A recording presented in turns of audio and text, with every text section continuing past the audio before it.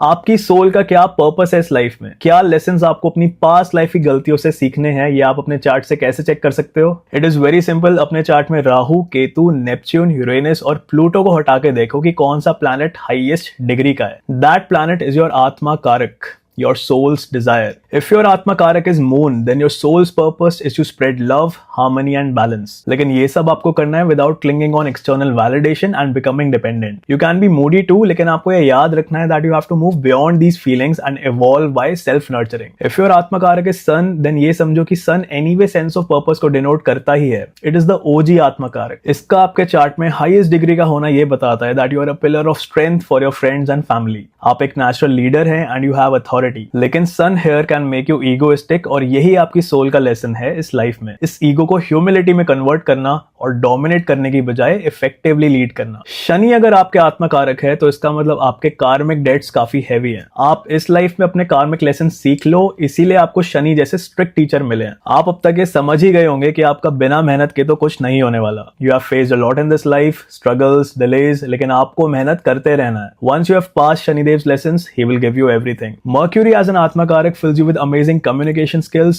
wit, social skills and intellect. आपकी soul का purpose है लाइफ को एक्सप्लोर करना, कल्चर्स को समझना, ट्रैवल करना। लेकिन लेसन क्या है? It is to always nurture your intellect without ego and to never manipulate people with your words.